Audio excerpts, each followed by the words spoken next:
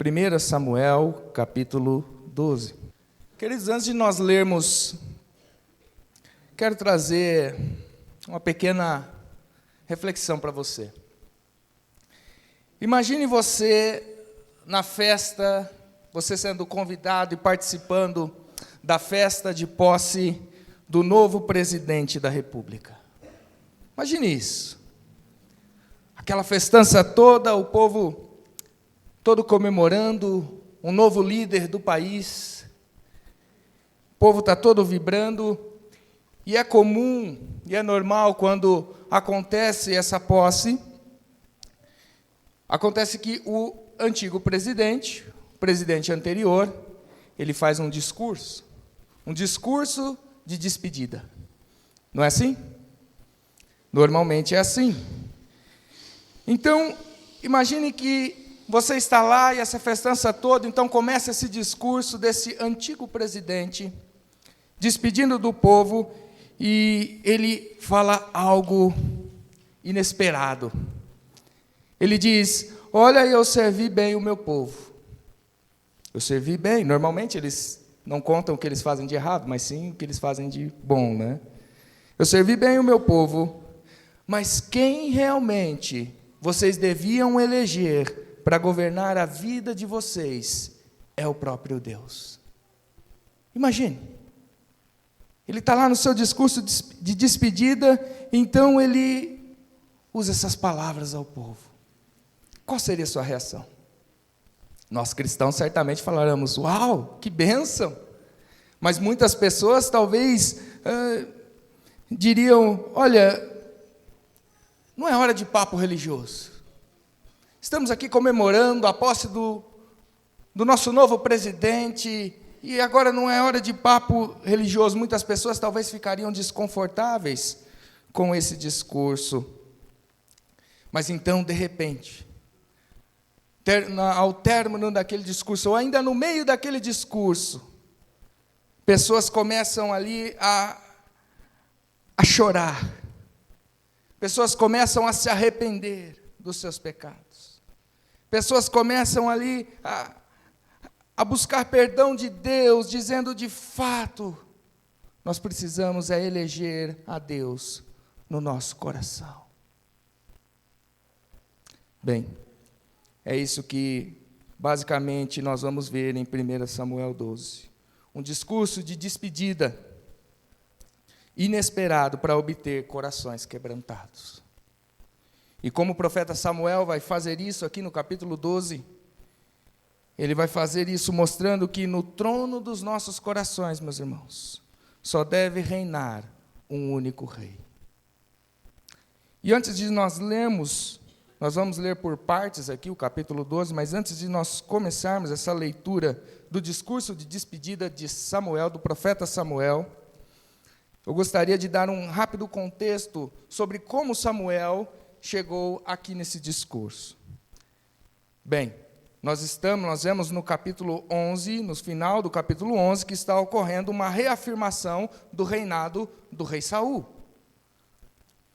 Samuel, ele não seria mais agora o líder político do povo, mas Samuel está passando o bastão. Um novo líder o substituiria, agora seria um rei. E no capítulo 11, nós vemos Saul, o primeiro rei de Israel, também vencendo a sua primeira batalha contra os inimigos. Mas também nós sabemos que no capítulo 10, versículo 24, foi onde Saul foi de fato ungido rei.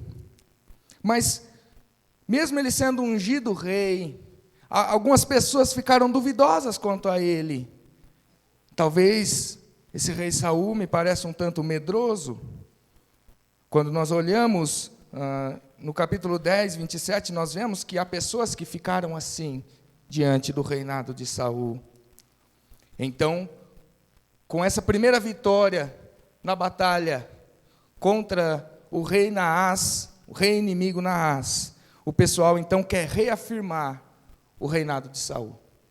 Israel quer reafirmar o reinado de Saul. Então Samuel chama todos para ir à cidade de Gilgal, onde então eles reafirmam diante de Deus Saul como rei de Israel.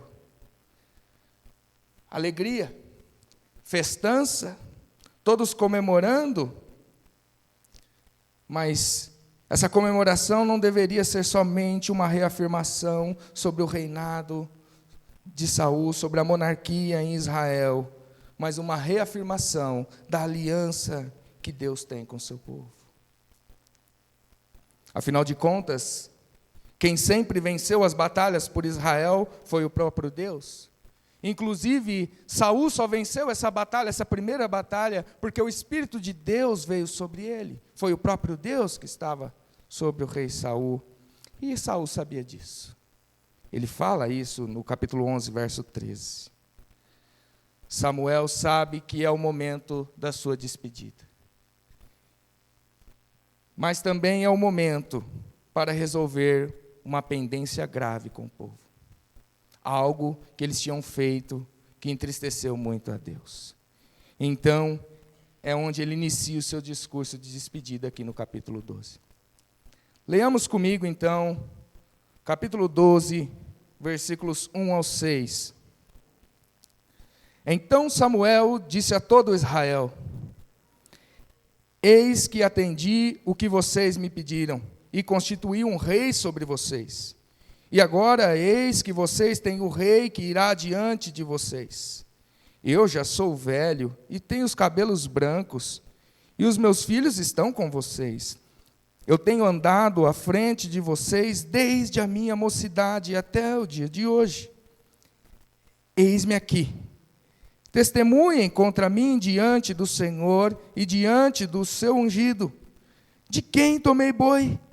De quem tomei jumento? A quem enganei? A quem oprimi? E das mãos de quem aceitei suborno para encobrir com ele os meus olhos? Falem, e eu restituirei. Então responderam: você não nos defraudou, nem nos oprimiu, nem tomou coisa alguma das mãos de ninguém. E ele disse: o Senhor é testemunha contra vocês, e também o seu ungido é hoje testemunha de que vocês não encontraram nada nas minhas mãos. E o povo confirmou: Deus é testemunha. Então Samuel disse ao povo: o Senhor é testemunha, ele que escolheu Moisés e Arão e tirou os pais de vocês da terra do Egito. Até aí, meus irmãos, é isso que diz a palavra de Deus. Perceba que Samuel, no seu discurso, ele tem um tom jurídico. Em sua fala, ele está pedindo para que o povo julgue a sua integridade de todo o seu ministério. Nós sabemos que Samuel, ele não foi só um profeta, mas Samuel também era sacerdote. Samuel era juiz e também profeta. Então, isso, ele era desde a sua adolescência e ele queria, então, colocar isso diante do povo. Nos versículos 1 e 2, Samuel diz: vocês pediram um rei e eu constituí um rei para governá-los. Fica claro para nós, quando nós voltamos ao capítulo 8 de 1 Samuel, que Samuel não ficou nada contente com o povo pedir um rei. Os anciões do povo chegaram a Samuel, diz lá o texto no capítulo 8, e pediram um rei a Samuel, mas Samuel não fica nada contente. Primeiro, porque ele sabe que no governo de Deus, quem reina é Deus. Essa é a teocracia de Deus. Deus é rei.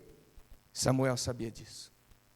Segundo, porque a ideia de um líder humano que os representasse diante de Deus e os governasse, já era suprida pelo próprio Samuel.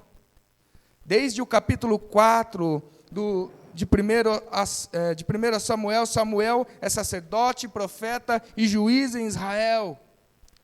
Pacote completo.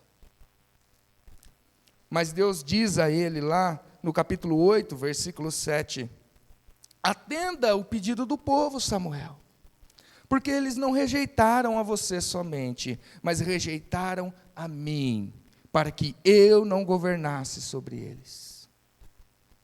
Eles preferem um rei, um governo igual a dos outros povos, e não o governo de Deus. Essa é a maldade que Israel havia cometido, o pecado que eles haviam cometido. Samuel, em obediência a Deus, o texto lá diz, em seguida o texto diz, que Samuel mostra para eles, mostra para o povo, então, qual seria o direito desse rei. E nós vemos que o governo desse rei seria um governo um tanto pesado para o povo, um tanto duro para eles. Mas, mesmo assim, nós vemos que o povo bate o pé e diz, nós queremos um rei que vença as nossas guerras, queremos um rei igual aos dos outros povos. Deus, então, escolhe quem? Saul, filho de Quis, e Samuel o unge rei em Israel. Bom, então percebemos uma certa ironia de Samuel em afirmar isso, que de fato deu um rei a eles. Porque nem Deus, nem Samuel estavam contentes com a forma que isso ocorreu. Pois bem, Samuel continua o seu discurso aí no capítulo 12, dizendo que ele já está velho, que ele já é um homem de idade, desde a sua adolescência ele serviu o povo. E ele ressalta seus filhos aí também, os meus filhos já estão com vocês, ele diz. Provavelmente Samuel oculta aqui a questão de os filhos dele serem filhos desobedientes, como nós vemos lá no capítulo 8, filhos desonestos, justamente porque Samuel está dizendo, meus filhos estão com vocês, mas eu não tenho nada a ver com eles. Se eles estão seguindo um caminho errado, eu não tenho culpa disso. Meus irmãos, Samuel, nós vamos ver que ele era um homem íntegro. E o texto bíblico nunca diz que Samuel errou na criação dos seus filhos. Simplesmente diz ao contrário, que seus filhos não foram íntegros, que seus filhos não seguiram o seu caráter íntegro. Com certeza é por isso que Samuel não cita aqui essa questão dos seus filhos como pessoas não íntegras. Eles eram também juízes em Israel. Então, no verso 3, ele chama o povo para testemunhar contra ele. Ele diz, o que diz aí o texto? Eis-me aqui, testemunhem contra mim, diante de Deus e do seu ungido, o rei, aqui no caso, Saul. Vocês podem me acusar de alguma coisa? Tenho eu agido desonestamente com vocês? Já abusei da minha posição, do meu poder, oprimindo algum de vocês? Já recebi suborno de alguém para aprovar alguma solicitação injusta, iníqua? Se tem alguma coisa de me acusar, essa é a hora. Samuel chama o povo para o embate. E a resposta do povo no verso 4 e 5, qual é? É uma resposta positiva. Samuel é inocente de qualquer acusação. Não tem nada contra ele que o povo poderia acusá-lo. Ninguém vai à frente com uma acusação contra Samuel. Tamanha era a sua integridade. E eles confirmaram isso dizendo o quê? Deus é testemunha disso. Eu pergunto a vocês, será que alguém poderia subir aqui hoje e fazer esse mesmo desafio à igreja que Samuel fez ao povo? Alguém que poderia colocar, olha, está diante de vocês, julguem a minha integridade. Será que teríamos alguém aqui hoje nesse sentido? Quantos podem ouvir da comunidade, Deus é testemunha que nenhuma injustiça ou pendência há na sua vida? Quantos de nós poderiam fazer isso aqui hoje? Líderes, pastores, isso é para nós também. Quantos de nós poderíamos subir aqui hoje e dizer essas coisas ao povo? Ou no nosso discurso de despedida à igreja, colocar diante do povo a nossa vida, o nosso ministério e dizer: me acusem de alguma coisa. Quantos de nós poderia tomar esse papel como Samuel tomou? Queridos, todos nós temos pecados e fraquezas. Samuel também não era perfeito. A Bíblia nunca diz que ele era um homem perfeito. Mas nós, pelo exemplo de Samuel, da integridade deste homem, como nós vemos aqui, onde o povo não teve nenhuma acusação a fazer dele, isso deve nos motivar a andar retamente, a andar em santidade pessoal. E devemos lembrar que isso não se dá senão pelo um relacionamento profundo com Deus. É assim que a gente cresce em retidão. É assim que a gente cresce moralmente. Pelo poder e graça, podemos sim levar uma vida cada vez mais íntegra diante de Deus e das pessoas. E o exemplo de Samuel é uma prova disso para nós hoje. Pois bem, poderíamos concluir aqui essa parte, que a integridade de Samuel é uma acusação ao povo de Israel. Ao dizer que Deus é testemunha, o povo está admitindo que não havia motivo para substituir Samuel por um rei, senão um esquecimento do próprio Deus. Não somente um esquecimento momentâneo, mas um esquecimento de toda a história, de tudo que Deus fez por Israel, como nós vemos aí no verso 6, em como Deus foi o redentor de Israel, levantando Moisés, levantando Arão para a libertação de Israel da escravidão do Egito. E nós vamos ver isso mais claramente agora nos versículos de 7 a 15. Leia comigo, versículos de 7 a 15. Agora fiquem aqui, porque vou discutir com vocês diante do Senhor, com relação a todos os seus atos de justiça que Ele realizou em favor de vocês e dos seus pais. Depois que Jacó havia entrado no Egito, os pais de vocês clamaram ao Senhor, e o Senhor enviou Moisés e Arão, que os tiraram do Egito e os fizeram habitar neste lugar.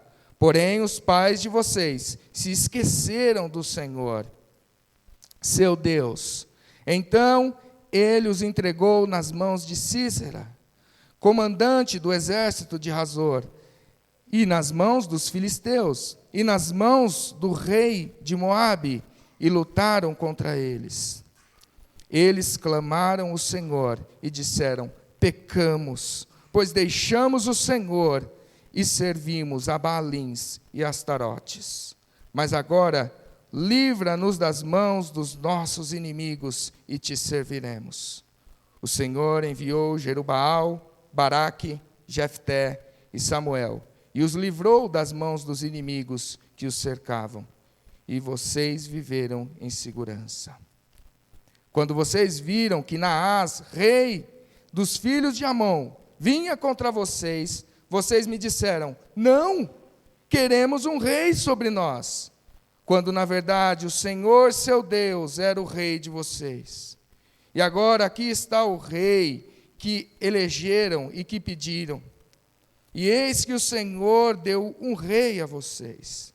Se vocês temerem o Senhor, se o servirem, se derem ouvidos à sua voz, e não forem rebeldes ao seu mandado, se seguirem o Senhor, seu Deus, tanto vocês como o rei que governa sobre vocês, então tudo lhes irá bem. Se, porém, vocês não derem ouvidos à voz do Senhor, mas forem rebeldes ao seu mandado, a mão do Senhor será contra vocês, como foi contra os pais de vocês. Até aí.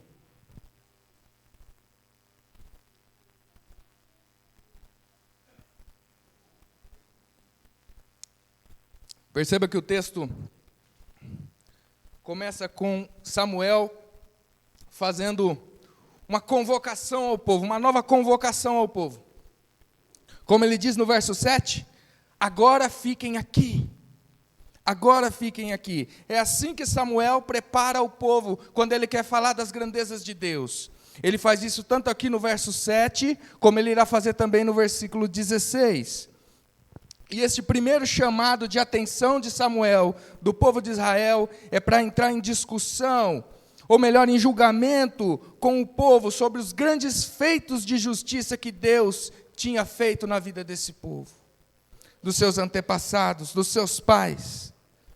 E a ideia é, ok, eu, Samuel, não falhei com vocês, mas será que Deus falhou com vocês? É nesse ponto que Samuel quer entrar com o povo agora. Então é decorrido a história do Êxodo, onde Israel foi cativa no Egito, sendo escravos ali, sofrendo muito, das mais diversas formas, por 400 anos. Então o que acontece? O povo clama a Deus, e Deus, em sua misericórdia, acude o povo, não só os resgatando por meio de Moisés e Arão, como também os fazendo habitar em Canaã, a terra prometida. Dentro desse resumo do resumo que Samuel está fazendo aqui para nós, estão contidos todo o agir poderoso e milagroso de Deus, meus irmãos.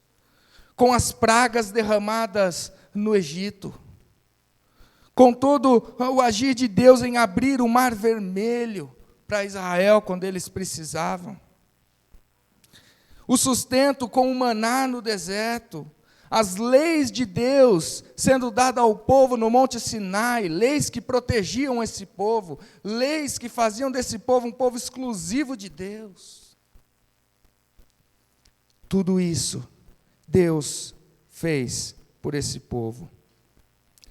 Em todas as maneiras, Deus protegeu o seu povo, em todas as batalhas. Quem não se lembra das batalhas vencidas no livro de Josué? Quem estava por trás? Quem estava vencendo as batalhas? Josué? Deus. Deus de Israel estava vencendo essas batalhas. Apenas Josué era um líder, até que então o povo habitasse em Canaã. E depois de Deus ter derramado tanta graça, tanta misericórdia, agido com tanto poder, o versículo 9 diz o que para nós? Porém, os pais de vocês se esqueceram do Senhor, seu Deus. Após isso, Samuel então começa a relatar o período dos juízes. Samuel fala que, então, do período de juízes, onde a gente sabe que havia um ciclo em que o povo se esquecia do Senhor, fazendo o que era mal, se voltando aos ídolos dos povos estranhos. Então Deus vinha e trazia disciplina com cruéis comandantes, como ele diz aqui, como Cícera, o povo filisteu, os moabitas. Então o povo se arrependia da idolatria, e então eles clamavam novamente a Deus por um livramento. O Senhor fazia o quê? Enviava juízes. Enviava juízes para libertar e trazer segurança. Eram heróis de guerra que ali não só julgavam o povo, mas livravam eles dos inimigos. E ele cita alguns aqui para nós. Ele cita Jerubaal, que é Gideão. Baraque, quem não se lembra também de Débora, juntamente com Baraque. Jefté. E por último, mas não menos importante, o profeta Samuel, o último dos juízes. E em todo esse resumo de Samuel, o ponto é, sempre foi Deus agindo por vocês. Sempre foi Deus agindo com misericórdia. Não foram meros líderes humanos, mas era o rei de vocês. Mas era o rei de vocês que ia à frente. Samuel está chamando o povo para refletir, para pensar, há alguma injustiça da parte de Deus com vocês? A resposta não está aqui, mas certamente não há injustiça. Basta você ler tudo que Deus fez com esse povo. Tamanha graça e misericórdia. Tanto Samuel como o próprio Deus estão isentos de acusação. de Israel. Mas então chegamos no verso 12. Aqueles que deveriam ser acusados agora vão ser acusados. Vem a acusação aos ouvintes. Olha o versículo 12. Quando vocês viram que Naás, rei dos filhos de Amon, vinha contra vocês, vocês me disseram: não, queremos um rei sobre nós, quando, na verdade, o Senhor, seu Deus, era rei de vocês. Isso é revelador, meus irmãos. Porque quando nós vamos para o capítulo 8, e nós vemos quando o povo pediu um rei para Samuel, o que estava por trás era medo, incredulidade, medo do povo inimigo, do rei Naás, rei dos Amonitas. O povo estava com medo, e ao invés de fazer como seus antepassados, e clamar ao seu rei, clamar ao seu verdadeiro rei, clamar a Deus, o que eles fazem? Samuel, queremos um rei igual aos dos outros povos. Eles rejeitam ao Senhor com incredulidade, se esquecendo dos feitos do seu verdadeiro rei, e pedem um rei humano. É interessante notarmos que a monarquia em Israel, Deus já havia planejado que um dia haveria de fato uma monarquia em Israel. Em Deuteronômio capítulo 17, a palavra de Deus vai dizer que um dia haveria um rei regente de fato, um rei que representaria Deus no meio do povo. Mas você pode ver que o problema não era que um dia haveria uma monarquia, não era realmente pedir um rei, mas o problema é como isso foi estabelecido, com pecado, com incredulidade do povo de Israel. Nem Samuel, nem Deus falharam, mesmo assim o povo pecou, desprezando Samuel e assim automaticamente se esquecendo de Deus. O pecado é sempre o mesmo no povo de Deus: incredulidade em Deus e fuga para a idolatria. Agora o que mudou é que não é uma fuga para deuses de pedra, mas agora eles correram para um Deus humano, um ídolo humano, um rei humano. Queridos, isso tem implicações profundas para nós essa noite. Quando estamos em apertos, quantos de nós também não esquecemos de clamar a Deus? Quantos de nós não só esquecemos, mas ao invés de recorrermos a Deus, nós recorremos a ídolos. Ídolos.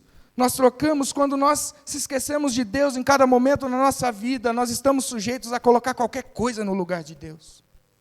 Qualquer pessoa no lugar de Deus.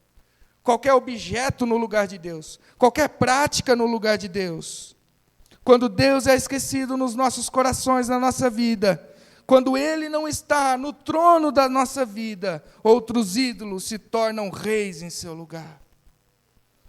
Quando nos esquecemos de Deus, em toda e qualquer situação, a tendência é colocar a tristeza no trono. Sabe por quê? Porque nós esquecemos que Deus é a fonte de toda alegria. É colocar a insegurança no trono, porque nós esquecemos que nosso Deus é um Deus de toda fidelidade. É colocar o pecado no trono, porque esquecemos que o nosso Deus é um Deus de graça e tudo o que Ele fez por nós em Cristo na cruz. É colocar o medo no trono, porque nós esquecemos que nosso Deus é um Deus de misericórdia. Quando idolatramos objetos, trabalho, status, pessoas, cantores, atores, políticos e até pastores, muitas vezes nós estamos fazendo ídolos no nosso coração e se esquecendo quem de fato tem esse lugar por direito, quem é aquele que tem esse trono por direito, quem é a igreja? Nosso Senhor Jesus Cristo, Deus. Meus irmãos, respondam a si mesmo hoje, quem de fato está reinando na sua vida? Se há algum ídolo aí, talvez está na hora de você destroná-lo. Coloque de fato o Senhor no seu lugar. Pare para refletir nessas coisas.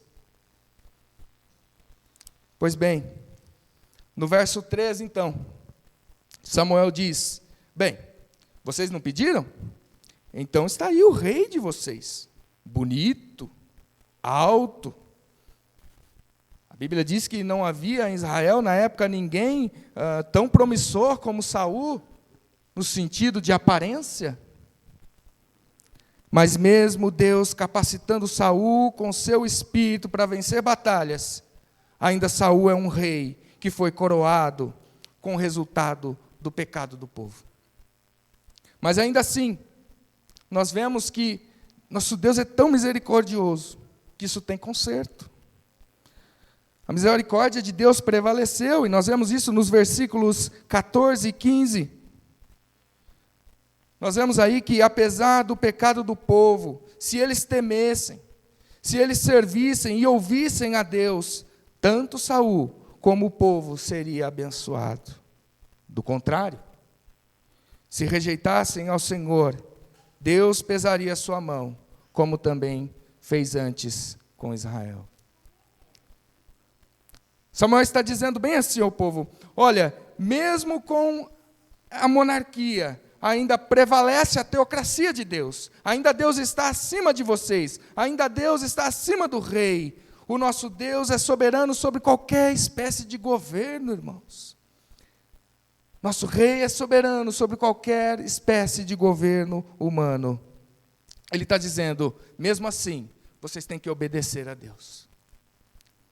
Então, a partir do verso 16, nós temos a segunda ênfase, a qual eu disse, que Samuel chama para tratar de coisas, para trazer a atenção do povo para coisas grandes que Deus vai fazer, ou ele vai falar sobre Deus. Ele diz de novo no versículo 16, fiquem agora aqui. Algo muito importante está para acontecer novamente. Leamos comigo, versículos 16 a 19.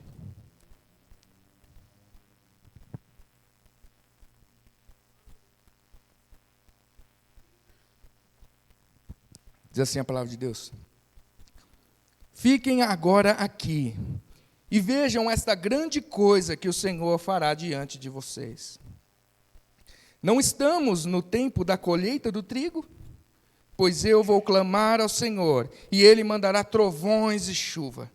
E vocês saberão e verão que é grande a maldade que praticaram aos olhos do Senhor, pedindo um rei. Então Samuel invocou o Senhor, e o Senhor mandou trovões e chuva naquele dia. E todo o povo temeu grandemente o Senhor e Samuel. Todo o povo disse a Samuel: ore por estes teus servos ao Senhor, seu Deus, para que não venhamos a morrer, porque a todos os nossos pecados acrescentamos o mal ainda de pedir para nós um rei. Samuel já havia falado muita coisa.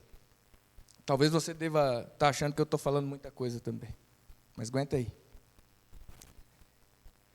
Provavelmente tinha alguns ali que entenderam que ter pedido um rei não era algo tão grave assim. Não era algo tão grave assim. Talvez alguns deveriam estar pensando, quer saber, Samuel está com ciúmes do nosso rei. Samuel está meio mordido com o que está acontecendo aqui, a gente celebrando o novo rei de Israel, o novo líder de Israel. Talvez Samuel esteja se sentindo desprezado. Pois então Samuel chama eles para um sinal. Samuel clama a Deus por um sinal, diz o texto, para autenticar a sua mensagem como profeta de Deus, para que ficasse bem claro que o modo que o povo pediu um rei foi um pecado. E a verdade é que eles têm que se arrepender desse pecado. Versículo 17, Samuel pergunta: não estamos nós no tempo da colheita do trigo? Lembrando, meus irmãos, que o trigo era colhido entre maio e junho, depois das chuvas de inverno em Israel. E até hoje é assim lá. Nesse período não tem chuvas, e uma chuva nesse período de colheita seria um milagre. Eles não teriam como dizer que isso não foi um milagre. É tão raro de acontecer. Então, eles deviam entender que Deus, de fato, estava ao lado de Samuel. Versículo 18. Samuel invoca a Deus, e Deus dá o sinal milagroso. Trovões, chuvas começam a descer, e o povo começa a se estremecer. Com medo, não só do Senhor, mas do próprio profeta Samuel. E é interessante aqui o autor ressaltar que eles também estão com medo de Samuel, porque o povo sabia que da última vez que houve algo parecido como esse, lá no capítulo 7 de 1 Samuel, quando Samuel clamou a Deus para que o Senhor derrotasse os filisteus, o que foi? Deus mandou uma tempestade sobre o povo, e o povo foi destruído. Eles estavam realmente com medo, certamente estão pensando, meu Deus, Deus vai nos destruir aqui agora, Deus vai acabar conosco. Chegou a hora de Deus exercer o juízo, porque nós, de fato, escolhemos um rei em seu lugar. Então, no verso 19, nós vemos algo que nos chama a atenção, que eles vão em arrependimento e pedem a Samuel, ore por nós ao seu Deus. Essa questão deles usarem a expressão seu Deus, é porque o povo já está se sentindo distante de Deus. Olha, Samuel, nós pecamos e nós estamos distantes de Deus, mas ore ao seu Deus, você está perto dele.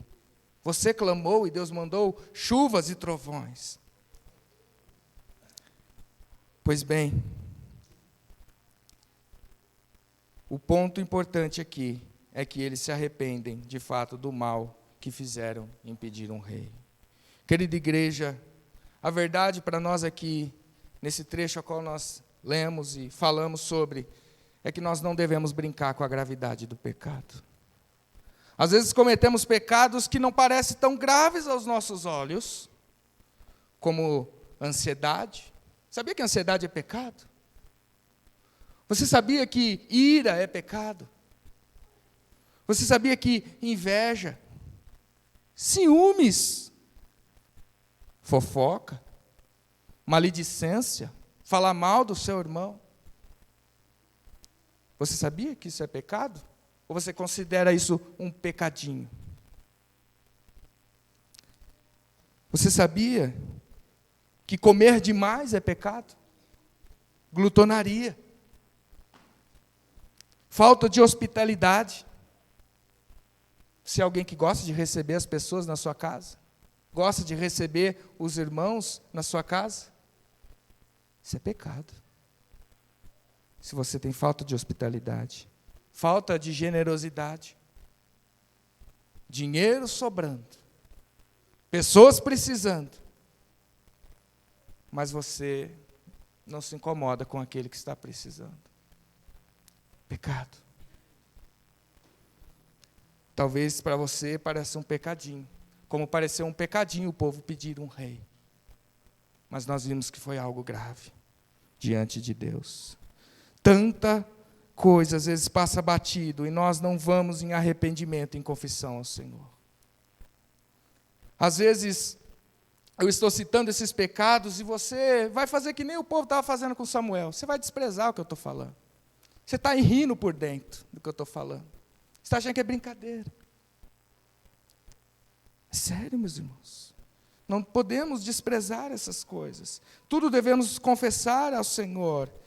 E eu não vou mandar aqui um sinal para mostrar para vocês que eu estou falando em nome de Deus. Basta vocês verem que o que eu estou falando está no texto bíblico.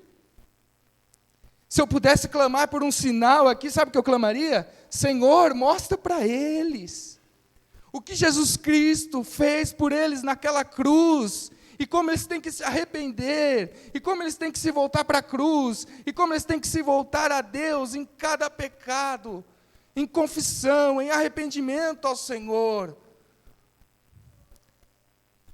Senhor, ajuda esse povo a se lembrar do que o Senhor fez por eles. Que caia a ficha. que cai a ficha. Queridos, não importa o que você fez, qual o pecado que você cometeu, desde que você se volte ao Senhor em arrependimento, como fez o seu povo, como fez esse povo. Às vezes nós falamos tanto de graça, nós falamos tanto do amor de Deus, e nós devemos fazer isso mesmo. Mas isso deve produzir em nós um coração contrito, um coração quebrantado, um coração que se volta para o Senhor, um coração que busca força no Senhor para não cair mais nesses pecados, para não cair mais nessas falhas, que busca perdão aos pés da cruz. Coração quebrantado diante de Deus. O salmista diz: um coração quebrantado e contrito, não desprezarás, ó Senhor. Se arrependa. Se volte ao Senhor. E Samuel sabe bem disso. Para encerrarmos, vamos ler então versículos 20 a 25. Então Samuel disse ao povo: não tenham medo. Vocês de fato cometeram todo este mal.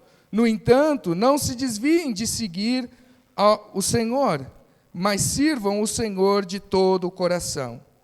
Não se desviem, pois vocês estariam seguindo coisas vãs, que nada aproveitam e que não os podem livrar, porque são vaidade. Pois o Senhor, por causa do seu grande nome, não abandonará o seu povo, porque o Senhor decidiu fazer de vocês o seu povo. Quanto a mim, longe de mim que eu peque contra o Senhor, deixando de orar por vocês. Pelo contrário, eu lhes ensinarei o caminho bom e direito. Tão somente temam o Senhor e sirvam a Ele fielmente de todo o coração.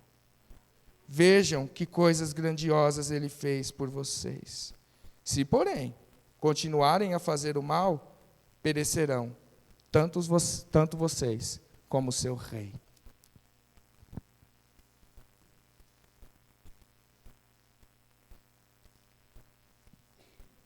A pergunta que deve ter ficado é, ou melhor, a pergunta que deve ter ficado para Israel é: e agora? O que nós vamos fazer? Acabou o reinado de Saul? O rei Saul vai ter que ser desfeito? E eles não podem voltar atrás. Saul já foi ungido rei. Agora, apesar de um reinado que começou com motivações erradas, que começou com o pecado de Israel,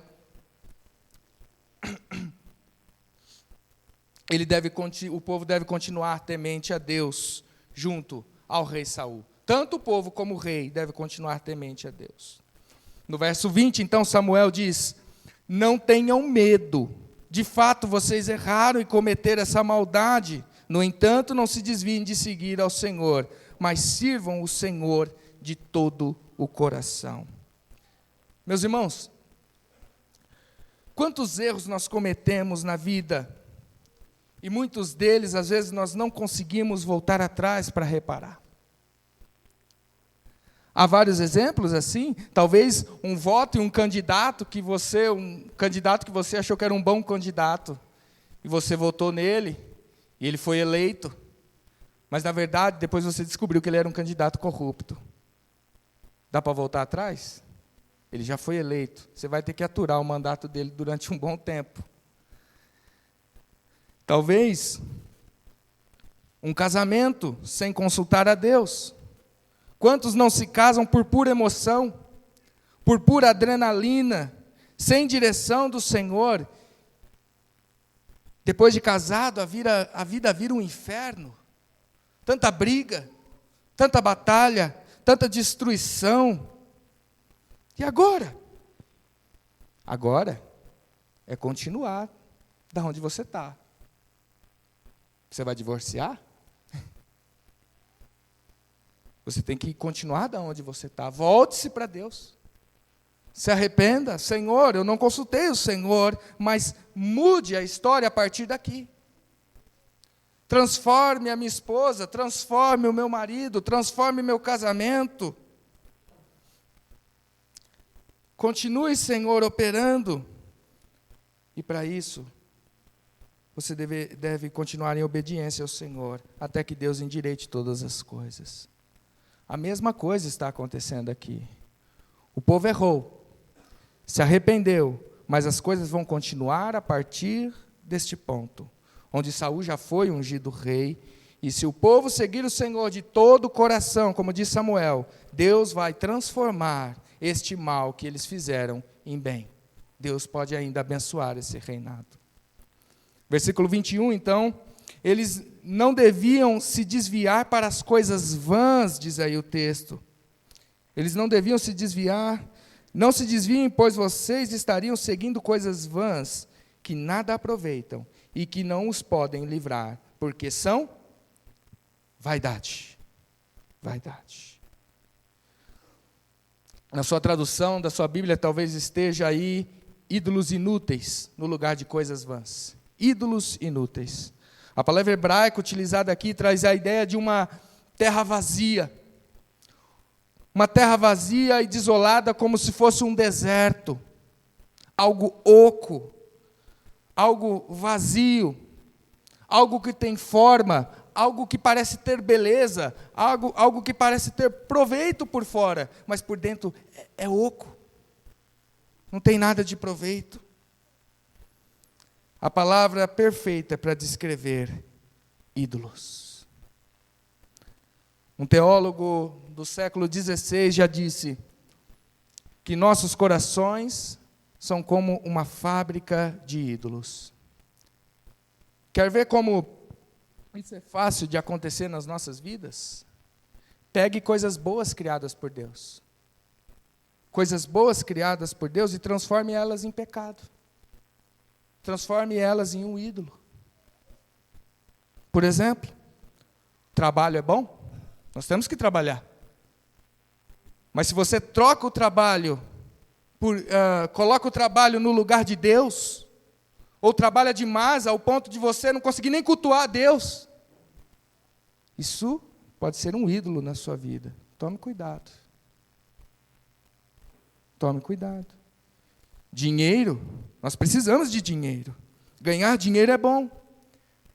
Mas se o amor ao dinheiro está tomando o nosso coração, está tomando o trono no lugar de Deus, isso é um ídolo. Isso é um ídolo.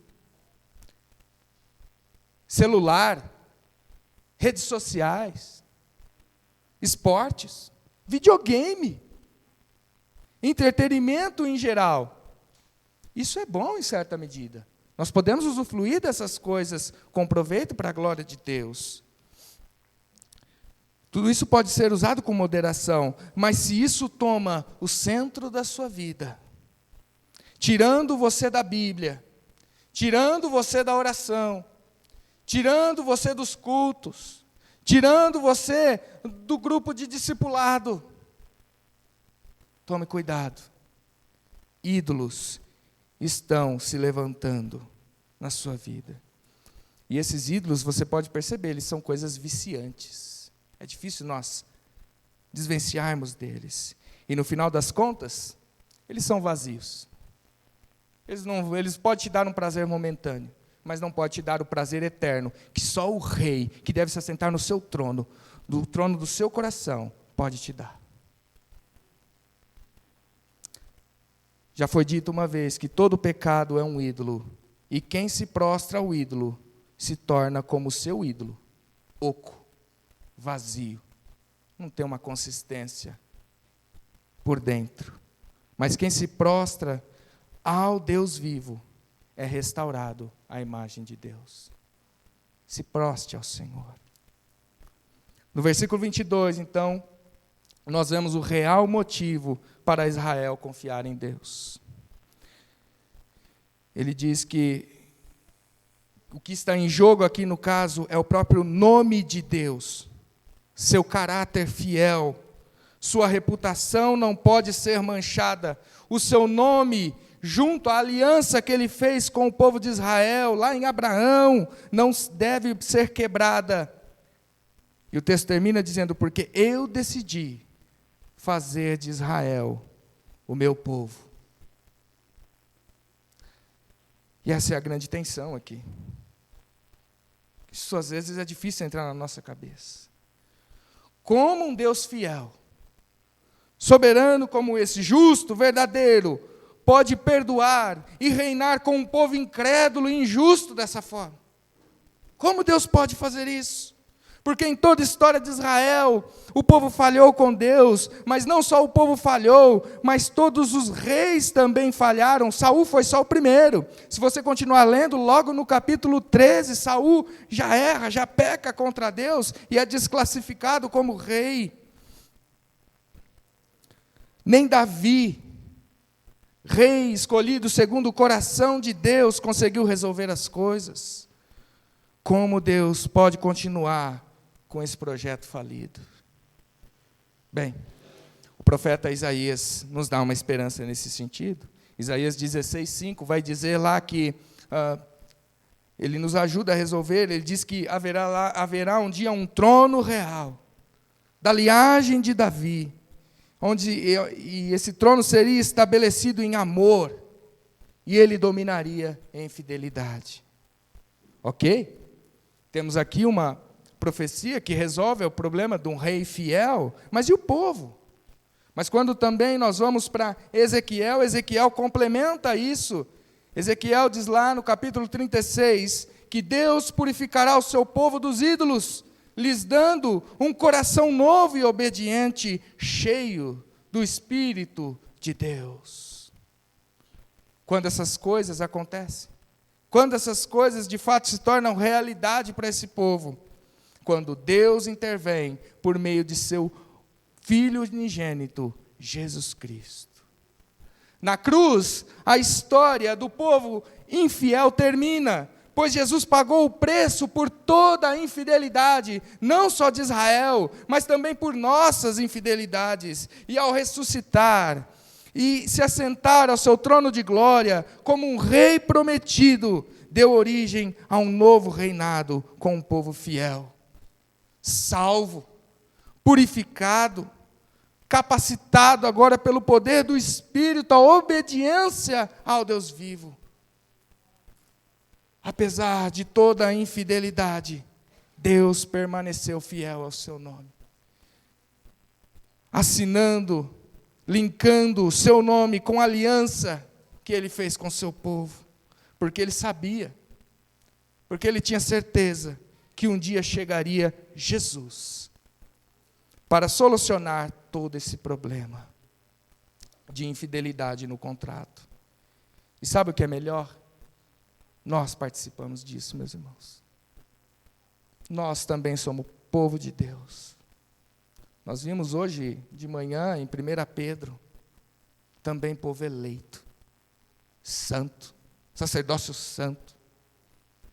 Deus também nos trata como esse povo que se achegou a Deus através de fé em Jesus Cristo, através de arrependimento e fé no nome de Jesus. Louvado seja Deus por isso.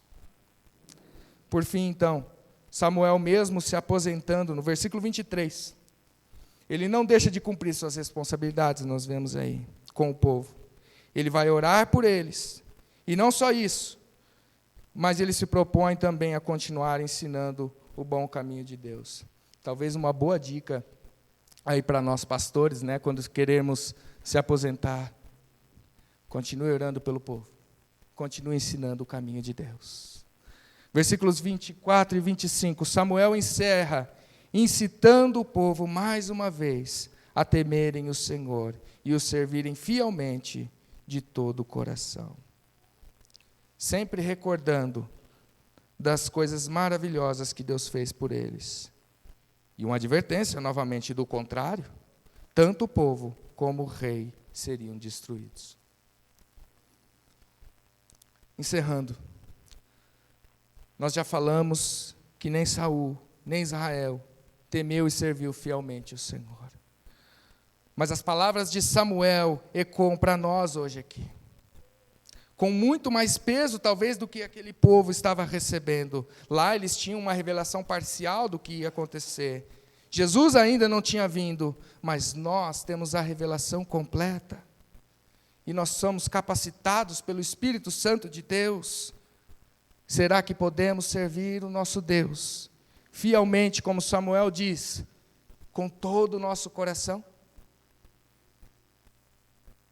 Eu creio que, apesar das nossas infidelidades, o Senhor permanece fiel a nós, fiel ao seu nome, fiel ao seu contrato com o seu povo, agora assinado por sangue de Jesus Cristo, que morreu por nós naquela cruz. E justamente porque Ele é o Rei fiel, eu creio que Ele pode a cada dia, em cada momento na nossa vida, se nos lembrarmos do que o Senhor fez por nós, Ele pode todos os dias se assentar no trono dos nossos corações, e nós podemos também levar uma vida em obediência, em cada atitude que nós temos. Você crê nisso?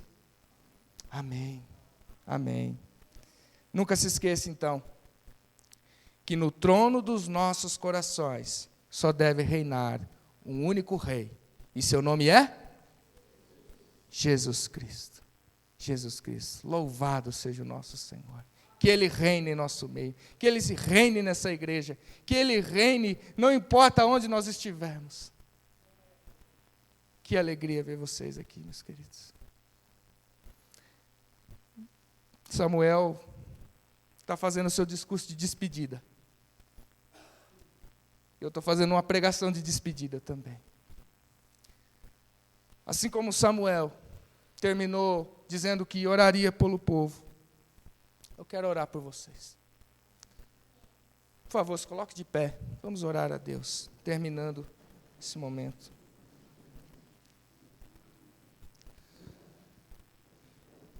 Pai Santo, Deus de eterna graça, de misericórdia indizível, quão grandes são os seus feitos, ó Deus. A sua aliança inquebrável, assinada pelo sangue de Cristo Jesus, permanece na vida daqueles que creem. Pai, eis aqui a tua igreja. Abençoe-os. Que eles se voltem para ti, que destronem os ídolos e se voltem para o único Rei, que de fato pode vencer todas as batalhas, que de fato dá a salvação, que de fato dá a libertação, que de fato dá a vitória na vida da tua igreja. Jesus Cristo. Obrigado, Deus, por todo esse tempo que eu tive aqui, meu crescimento,